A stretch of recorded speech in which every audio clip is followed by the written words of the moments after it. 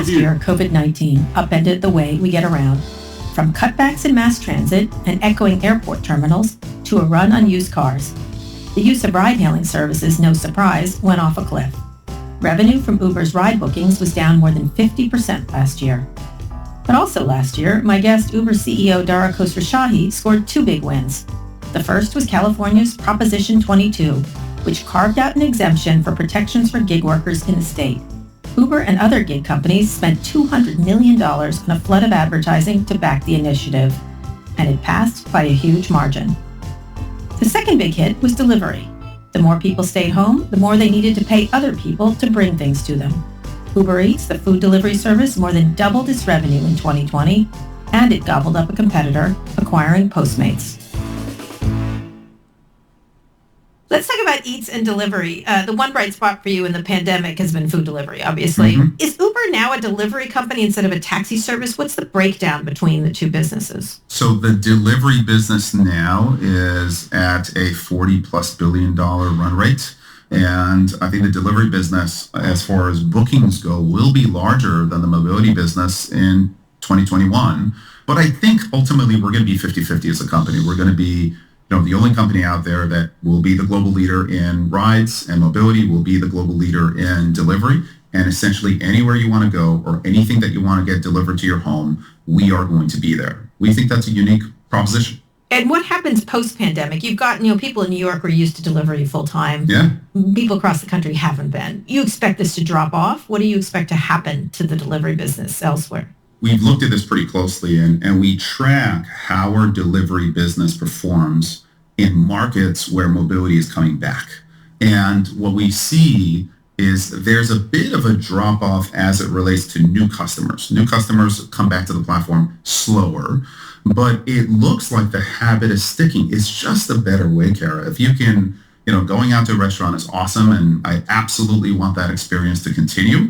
But as every restaurant essentially in a market signs up and you have incredible choice, you have great personalization, you can get wonderful hot meals delivered to your door or your groceries or your prescriptions, etc. We think that's just a better way. And so we think that acceleration in delivery is going to stick. So better for whom? That's better for customers. I think it's better for customers. And ultimately, this is the delivery business is keeping many, many small business restaurants alive during this period of time. All right, well, let's get into business. And you're not allowed to get away with saying you're a lifeline for restaurants. I'm not going to let you do that because everyone knows that restaurants have been hit hard by the pandemic. 110,000 have closed. That's 17% of restaurants in the country. Meanwhile, one way they can stay open is to offer delivery through a service like Uber Eats or several other services. Delivery services like you charge up to 30% in fees when the profit margin for restaurants, as you know, is normally between 3 to 5%. How are restaurant owners supposed to make that math work? So I think, first of all, I'm going to accuse you of incomplete math. Okay? The 30% doesn't include the cost of the courier. All right? And so if you're looking at the economics that anyone is charging for delivery services, you've got to look at the cost of the courier. And, for example, our Uber Eats service, our revenue take rate net of the courier cost this last quarter was 13%. And we think that's a very, very reasonable take rate. At the same time, restaurants have the choice. Hey, if they want to use their own couriers, then the cost is typically 15%. If they want to use our service essentially for pickup, we charge them nothing. And we offer them the ability to essentially build their own website. And if they're bringing the customers essentially to order, we charge them nothing. So when you look at that picture, 13% net of courier, bring your own courier, 15%, pickup, 0. Demand that you're providing, 0. We think that's a very, very fair proposition. And we are having restaurants sign up in record numbers. You could argue, is it because they have to? They have to. I'm going to argue that. I think, listen, it is a new way. I think more and more consumers are going to come onto these platforms. They're going to sign up for delivery. But I think the economics that we're charging, I believe, are more than fair. All right, but the reason you can offer those lower delivery rates is because you have so much money you can afford to lose billions a year. Restaurants don't have that luxury. They've got food costs, rent, employees, and Uber Eats hurts their razor-thin margins to the ground because you're allowed to do this and they are not. Am I mischaracterizing that? Or Yeah, I think you are. I think you fundamentally are mischaracterizing because we're bringing restaurants a whole new set of customers. We are losing money, so it's not like we're making huge revenue margins at the restaurant expense. Right now, we're providing the service at below cost. As a company, we've said that we're going to get to profitability this year. So in Uber Eats or at the whole company? Whole company and Uber Eats both are going to hit profitability sometime this year. So we'll be providing the service at cost. And again, I think a 13% take based on what we bring, a global audience, the technology that we bring, is a very reasonable take. And it is providing restaurants with a significant amount of incremental volume that they wouldn't have access to. All right, but there's that argument, we're selling it for less than cost and we're making it up in volume. It doesn't really fly for a lot of restaurants because they've complained the fees you charge them are killing their businesses. You know this. This is a back and forth, and I understand some of it is... But Karen, 30% is not truthful. 13%. It's incomplete. And 13%... But some cities have capped it at 10%. Is that something you see happening as a trend? Is cities, once again, getting involved and regulating your business? I think we live with local regulation all the time. We think that that kind of regulation is misguided. Essentially, if we're capped at 10%, then we have to increase delivery fees to the consumer, which reduces the volume that restaurants get. Right now, an Uber Eats order is incremental volume that restaurants need. So we think that caps are legislation that doesn't work, that reduces demand during a time when restaurants need demand. But ultimately, the business can adjust one way or the other. What is your outreach to restaurant owners who are struggling? This is not, unions that want to win one over on you. This is real businesses that cannot take more costs and cannot take more decline in business. Well, I think that we represent a growth in business, and we have a team that is reaching out to these restaurants. And I would tell you that the vast majority of restaurants believe that our business is going to be a core part of their operation going forward. And increasingly, we're building tools for these restaurants that they can essentially build up their own website. We offer them an Uber Eats microsite completely for free so that they have the tools to bring their business direct. And in cases where the business comes indirect, we charge essentially a net 13%, which we think is a fair take rate. If you look at the charges of, eBay and their merchants or Amazon, et cetera, the take rates that we offer are actually pretty attractive. So I see where you're trying to give them more business. I have to say, every restaurant I go to, I ask, and they hate you. Maybe it's unfair. I'm sorry to hear that. Well, I ask specifically, and I'm like, what do you think about this? They say, doesn't this make your business better? Doesn't this? Well, we have to do it. We're forced to do it. There's no other choice. And the only thing they hope for is that there's more competition in the delivery service, and so fees go down, like between Caviar or yours or whatever. That's their great hope. But it's not that they like any of you, I have to say, and not particularly Uber, but it's all of them. DoorDash. They hate DoorDash more than they hate you, I believe. Well, I guess that's a silver lining, huh? But they're not liking you. It's not like we love these guys. I think this is not a happy time. And I think that every restaurant owner, not every restaurant owner, the vast majority of restaurant owners are having a hard time. And we have pivoted more of our technical spend to actually help restaurant owners in terms of their IT and building out the functionality so that they independently can attract business. They can form a relationship with you, right? They can get their email, et cetera, and they can reach out to customers directly. And I will consider it my job to have you talk to a restaurant owner who's happy with us in the next couple of years. There you go. You're going to find one for me. No, listen, we got to earn it. But let me say, as a consumer, I use Uber Eats every day now. I think I do. I use Caviar too. I use them all. You're a snob. I am. Caviar. No, I'm not. They just have some restaurants you don't have. Yes, they do. In any case, I feel badly. I have to say, I feel badly. It's just like using Amazon. And not every consumer is an annoying liberal city person like myself, like that kind of thing. But what do you say to consumers who are discomforted that they're benefiting from, one, drivers that aren't paid enough, restaurants that are going to go out of business, and everything else? It does feel like a menace economy that we're all pulled into. I think that assumption, which is drivers aren't paid enough, couriers aren't paid enough, et cetera, that this is a period of time where with the demand coming into these services, drivers and couriers are actually making very good money compared to alternatives, compared to their having a job as a barista or working at a fast food restaurant or working at a warehouse someplace. And they get to do so on their terms in a very, very flexible way. So I think the notion that you're talking about now, blue collar work, and the blue collar worker, let's say, versus a white collar worker, et cetera, is disadvantaged. And we have to create ways for blue collar workers to move into the IP and the education economy, et cetera. that is something that we have to do as a society. That's something at Uber, for example, we're taking classes of drivers and we are moving them into our call center because they understand what drivers need, et cetera. We move them into green light hubs where they can sign up drivers, they can inspect cars, et cetera.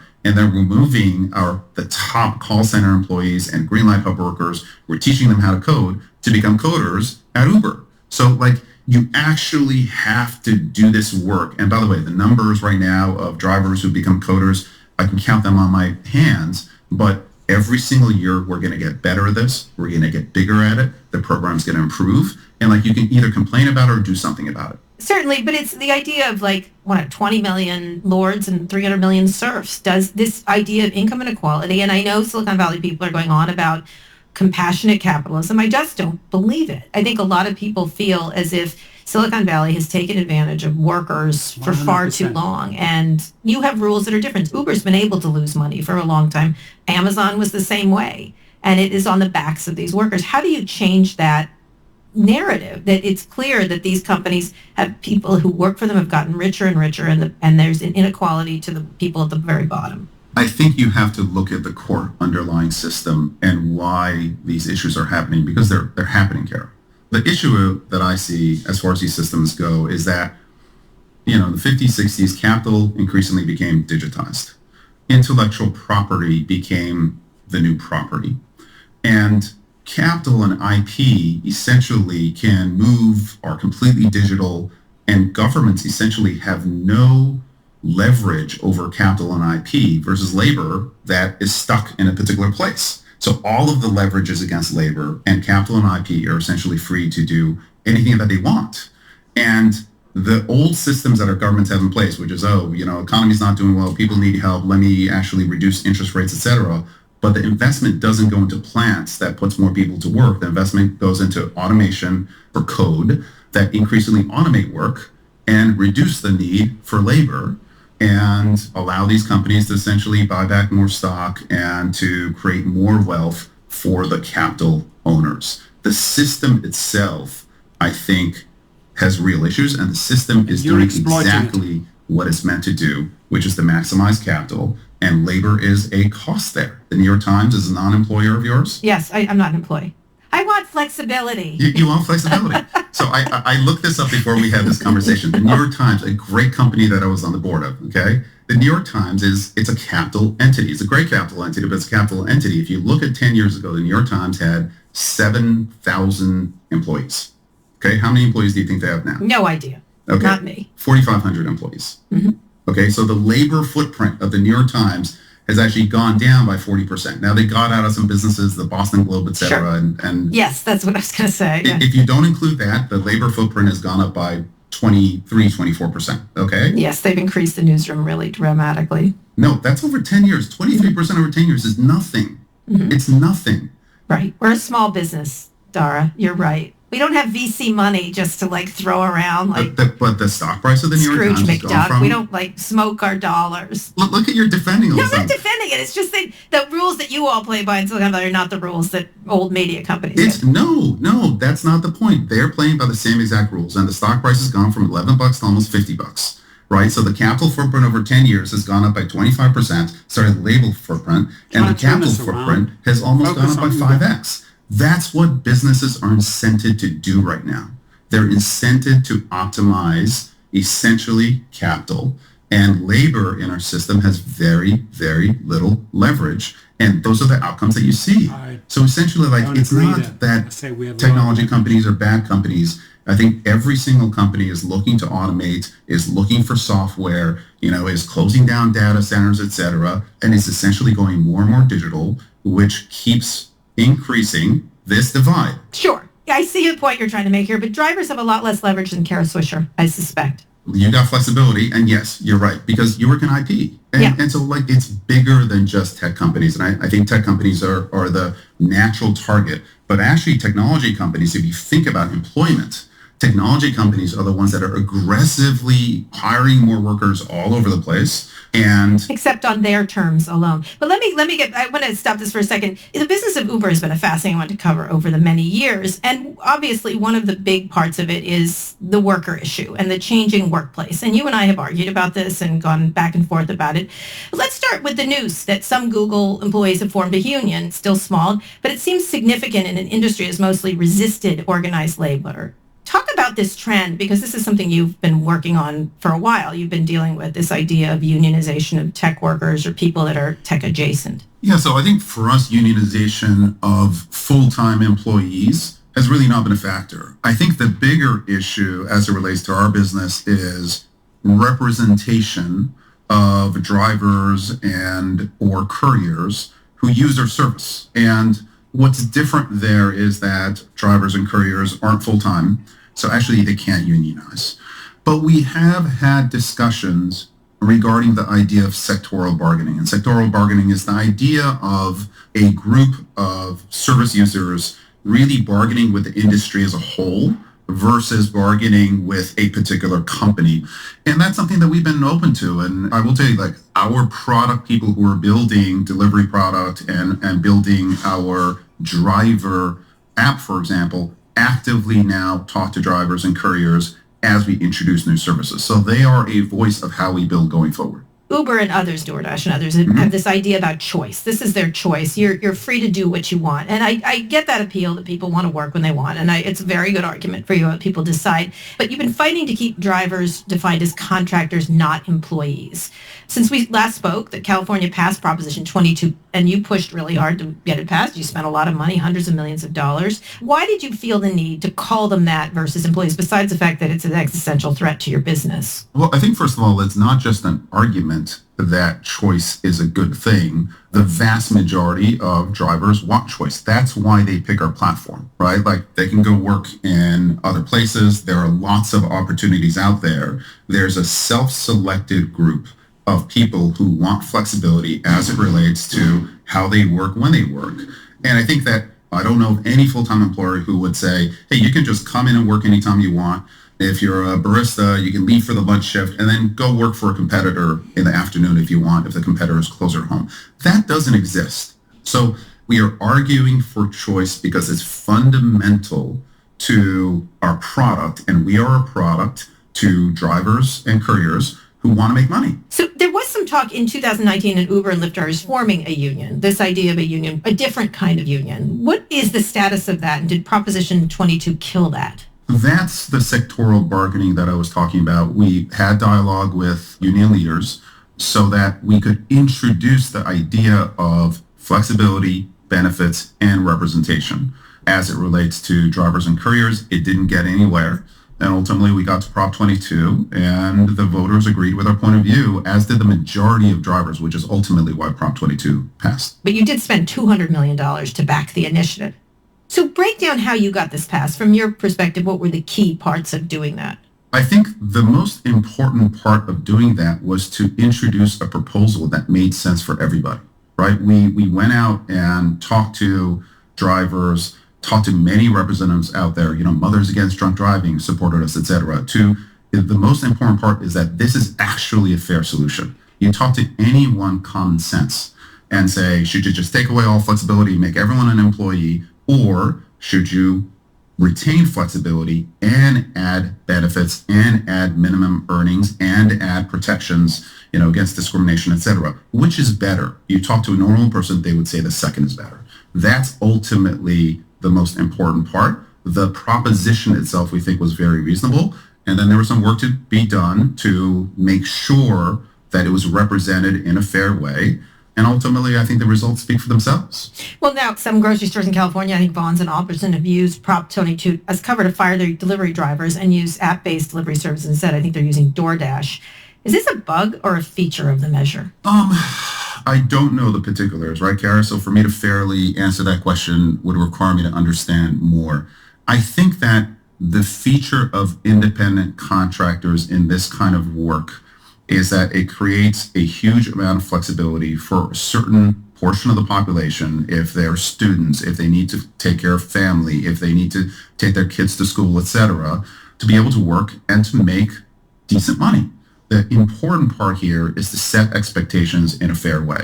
You're not going to make $50 an hour delivering. You're going to make $15, $20 an hour or more and have flexibility. And we think that's a decent proposition. And clearly drivers and couriers are kind of voting with their thumbs, so to speak. What would you say to those delivery drivers that have now been fired because this is an alternative for other companies? This is a repercussion of this law. I don't know if it's a repercussion of the law. Come on. It might have happened one way or the other, but I think it is the progress of technology which makes new ways of behavior possible. Come on. And I do think that there are consequences, and often the human consequences can be painful.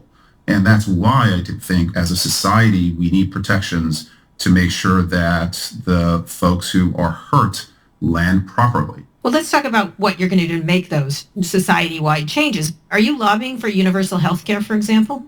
We're not lobbying for universal health care. I think that our healthcare system is quite broken, and I think that universal health care, quote unquote, is a better solution than what we have. What we're doing is essentially providing for flexibility, minimum earning standard, a healthcare essentially benefit fund that is able to be used flexibly by drivers or couriers depending on how they want to use it, whether they want to take time off or they want to use it for healthcare, et cetera. Mm-hmm. So you started to give these benefits to drivers in California, although they're not all the benefits that your employees of Uber get. Correct. Talk about what you've given these drivers, and then when will you roll out benefits to drivers outside of California? Correct.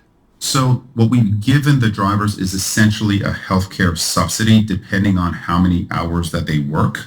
And so it really depends on the driver. If they work 40 hours a week, they're going to make more as it relates to this healthcare subsidy. If they work fewer hours, they make less. They also have an earnings guarantee of 120% of minimum wage, and they get 30 cents per mile of compensation for expenses as it relates to their car, etc. They've got protection against discrimination and sexual harassment. And we also provide that they have mandatory safety training. That is what we provide in California. Outside of California, we have not rolled this out. We are having dialogue. Why not? Because we have to have dialogue with lawmakers. It's going to be a state-by-state discussion as to what we roll forward with and what the right choices are in New York, what are the right choices in Massachusetts, that we're actively having these dialogues to come forward with this IC plus solution, which we support. Why not do the best version you can in every state? Is it, Louisiana won't ask as much of us, and so therefore we won't give as many benefits because it's better for your bottom line? Because ultimately we have to move forward as an industry, and the industry together has to move forward. And legally, the more essentially you offer to drivers or couriers, the more they look like employees. So legally, we need to create the room for us to provide benefits, et cetera, and not fall into the territory of their being declared employees and losing all the flexibility, et cetera. One of the issues around this is the reactiveness, that you are always reacting as states push you, with whether it's the legislation from California that you didn't like the language of. Do they need to keep pushing you with legislation to get results? And why do you need to be pressed? If you're a worker-friendly environment, why do you need to be pressed? I think that's a fair criticism, first of all. I think that we have been reactive to regulation, et cetera, but we've been advocating for portable benefits, since 2017. This is something that we've talked about for a while, but the legal system takes a while to change. But I think that if you would argue, hey, we've been too reactive as an industry, I think that's a fair argument, and we're trying to change that, and we're trying to be proactive, and we're proactively going out to other states arguing for this IC Plus model. And by the way, we're doing so on a global basis. So for example, in India, there was a statute that recently passed, which is essentially IC plus. Flexibility and benefits, we think, is a better way. So when you use the words flexibility, so it's like that, when you're in a pandemic, it's sort of brought to strong relief these workers and how vulnerable they can be. Mm-hmm. And I think fairly a lot of people who are your critics have talked about the idea that companies like yours, not just Uber, but others, are part of a menace economy, that they depend on workers almost like they're, in the matrix, and they're the energy that fuels your businesses. Do you feel guilty about these workers during this time period where they are left without healthcare benefits, where they're left without any kind of alternative, but to avail themselves to your flexibility? So Do I feel guilty about it? No, I think that these workers are essentially using our service in order to make money and in order to make a living entirely, essentially, as they choose to.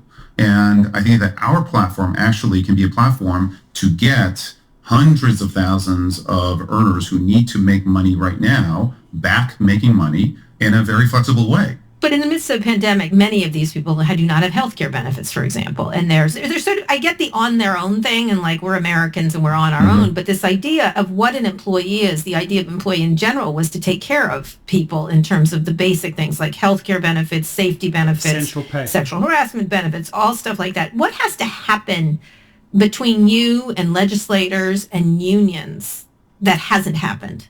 Well, I think a constructive dialogue has to happen. We've been offering exactly what you've described for well over a year and having dialogue with legislators and having dialogue with unions. And essentially, Prop 22 is a step in that direction. And we're having those discussions now all over the U.S. And we've been pushing for this. We haven't been resisting this. We've been pushing for this. Interview continues. I mean, listen to the whole thing. We'll be back in a minute. The guy is so full of shit. If you like this interview and want to hear others, hit subscribe. You'll be able to catch up on Sway episodes you may have missed, like my interview with Parler CEO John Mapes. And you get new ones delivered directly to you. More with Dara Khosrowshahi after this break. See what the guy has to say. Interview still goes on for quite a while. Let's continue. Hi, this is Melissa Clark from New York Times Cooking. Who doesn't love a simple one-pan meal? Take my shakshuka with feta recipe, for instance. In a single skillet, you get perfectly cooked eggs nestled in a bright and fragrant tomato sauce, surrounded by creamy nuggets of melted feta. It's a delicious breakfast, but it's just as good for dinner, and it won't leave you with a lot of cleanup. You can find this recipe and all of our fan-favorite one-pan recipes at nytcooking.com. NYT Cooking has you covered with recipes, advice, and inspiration for any occasion. In this arrogant tone, thinks he's above the entire industry. Before they bought rival delivery service Postmates, Uber was in talks to acquire Grubhub. If that happened, that deal would have made Uber the largest delivery player in the United States. At the time, there was grumbling that Uber might draw antitrust scrutiny, like some other prominent tech companies have recently. All the attention towards tech regulation, is Congress going to break up companies like Amazon? Do you see, not Congress, the Justice Department, how do you look at all this activity around Google? And do you think Uber would be in the crosshairs of this at some point? I think that we are, from an Uber standpoint, we're just too small a target right now. That could change, but we're too small a target. I do think that some of the larger technology companies have enormous leverage. And I think that could be and should be dealt with one way or the other, whether it's through breakup or regulation. It is something that government should look at. And do you think that's a good thing? Do they hinder your businesses? You and Netflix and others are smaller businesses. Yeah, do they hinder our businesses? Not directly, but the concentration of power is worrying. And so while I think it's not something that affects us directly today or tomorrow, I think from a societal standpoint, you don't want too much concentration of power in any individual or any company. And we're seeing concentration of power in a way that, we hadn't historically. You just sold off Uber's autonomous vehicle division to Aurora, which is run by Chris Urmson, who was at Google. What does this mean? Because you've sort of, I'm not going to use the word stumbled, but it's been a difficult area, the autonomous vehicle. There was a lot of money put in initially by previous Uber executives, a lot of talk about it. How do you look at this journey? What are the mistakes that Uber made in doing this? I think that from my perspective, we are in the network business. We're in the demand business. We're about running mobility networks and delivery networks. And fundamentally, we want to have access to autonomous technology so that when autonomous drivers essentially get their driver's license, are approved regulatorily, when they're safe, etc., we can have autonomous drivers on our network, just like we want every driver essentially to be on our network. We don't need to own and build the technology to do so. What made you decide this? Because you had been, we're going to keep investing. You had talked about that early in your... Ultimately, you have to decide what you're going to be great at. And if you're not going to be great at it, you shouldn't be in the business. And I looked at my time. How much time was I spending on mobility? How much time was I spending on delivery?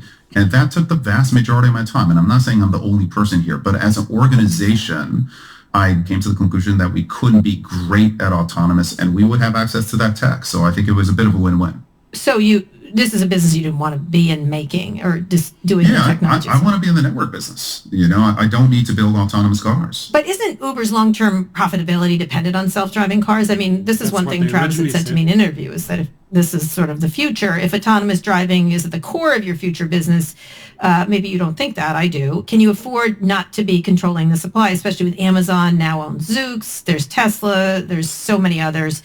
How do you look at that? If you don't control the supply, you are then dependent.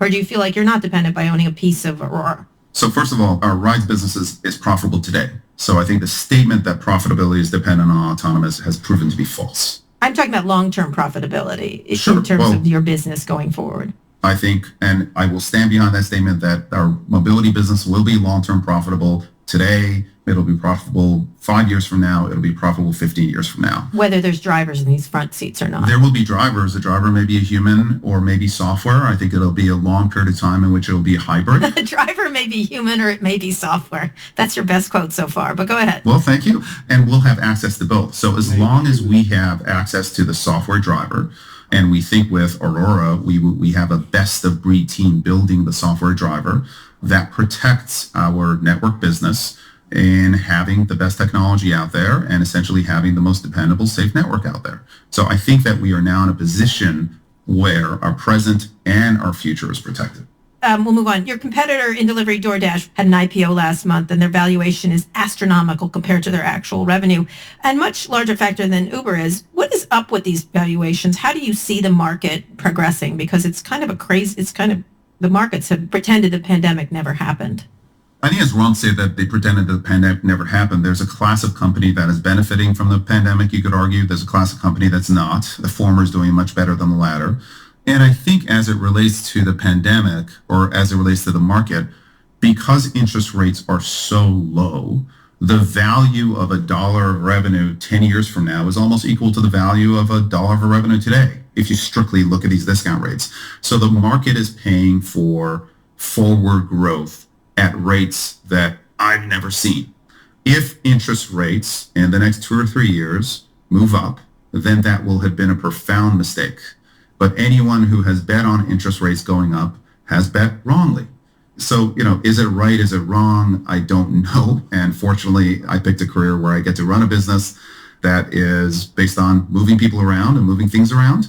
And the stock price will take care of itself one way or the other. I can't control it. Does it make you nervous? Do you have to worry about the growth that Uber needs to do in delivery and other businesses to fill in the valuation? But if you had to pick what fills in that valuation, you're essentially saying just more network, more Uber in different places. Yeah, for us, it's essentially the delivery business has been growing at over 100% a year. When I took over, the delivery business was probably $3-4 billion in run rate. Now it's $40 billion in run rate. So that growth should continue. We want that business to hit profitability, and I think it can. And if the rides business comes back, then we will be the mobility and delivery leader all over the world. No other company can claim that. And I think that the stock price will absolutely take care of itself. So I think we stand in pretty good stead right now. And I'm not in a position where I've got to chase a stock price. Mm-hmm. Okay. When you took over in 2017, you thanked reporters for your job, including me, at a holiday party. I've asked you this before. It was a joke. It was a good joke. Are you thankful now after the year you've had? Yeah. So this year's been the toughest year I've had professionally. Like that, I talk to friends. They say, "Are you having fun?" I say, "No, I'm not having fun." But I am. I'm really thankful for this job. Like, this is a really important company, and we are fundamentally linked with transportation around cities, both in terms of transportation of people and delivery of things. And we're going to be shaping how people live over the next 5-10 years. And it's a great responsibility, but it's also a great opportunity. And the tech that we work on is really freaking cool. So, 2020 has been a really tough year. I am very, very happy to have it behind us, but I wouldn't change my place with anyone in the world right now. And when you came in, I mean, one of the things is you came in after a very controversial CEO who had a very bad reputation, I would say. One of the things you spent a lot of time is cleaning up that reputation. I'd love to know what you think you wish you had done differently. I wish I had. So I think that I spent too much time early on defining what we weren't versus defining what we were. And I spent too much time saying, oh, we're not that Uber 1.0, et cetera. We don't suck. And yeah, we don't suck. We're not evil, et cetera. And not enough time kind of defining where we are going forward. The focus that we have now on mobility, on delivery, the global scope that we have, the businesses that we've chosen to lean into and the businesses that we chose to lean out of, the management team and the leadership team that we have, the work that we're doing in terms of diversity within the company, et cetera. This is the new Uber. We have our own identity, and the identity is about what we're going to build in the next 5 years, not what we're not. But did you have a choice? You asked me what I'd do differently. I don't know. I would have gone on with it quicker. I think I took too long. And I think we're in a good place now, and the company has its own identity. And we got a bunch of people who are excited about building. You know, like if Amazon kind of owns next day, right, with Prime, I think we can own next hour. You want to go anywhere in the next hour, you want anything delivered to you in the next hour, Uber can be the company that you can come to. That is incredibly exciting. And we've got a bunch of engineers, operators, marketers, et cetera, who are working their ass off building it. And we're going to have some fun. But when you go up against a company like Amazon, does that worry you that they're going to move into your space? They're moving everywhere else, whether it's pharmacy. They're moving everywhere. I think any company who's in any kind of movement or delivery of things has to view Amazon as a competitor. So do I worry? Absolutely. But I think we have our natural strengths and proclivities as far as short, 1 hour, 2 hour delivery. And I think that's unique. And I would put our brand and capabilities up against anyone. Can you deliver vaccines? That needs some help. I was just talking the other day. I was like, literally, if Amazon and Uber and maybe Walmart took it on, we'd all be vaccinated. They can deliver right now. If I think of a ginger ale, it'll be at my house in 14 seconds. Capitalism is not all bad, right? There's efficiency Yes, that we can build, and we are looking. No, we seriously are looking at it. We want to help it and do our part. Well, it would be nice if someone would deliver the vaccines, but it should actually be our federal government. But I'm not going to get into that. Anyway, Dara, thank you so much. I was happy to do it, and thank you.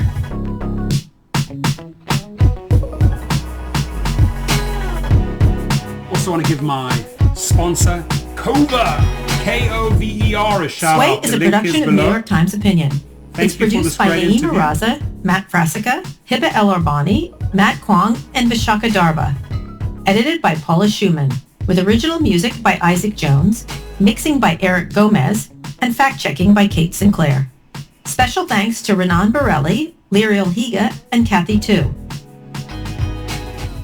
If you're in a podcast app already, you know how to subscribe to a podcast, so subscribe to this one. If you're listening on the Times website and want to get each new episode of Sway delivered as fast as my nightly pint of Jenny's, I think we all need that these days, download a podcast app like Stitcher or Google Podcasts. Then search for Sway and hit subscribe. We release every Monday and Thursday. Thanks for listening. Great interview. Now, Kover, Kover, the link's below. You get 1 month free with my link. What I like about it is the legal protection. In case any of these companies, including the guy that spoke, Uber or Uber Eats, deactivates you, bless you, you fight back with legal rideshare. Out go the legal letters, and they will put you back in the front seat. So thank you for listening. I learned a lot. And do I trust the guy? Not one single bit. It's all the me. Ego. It's all about the company, the executives, at any cost.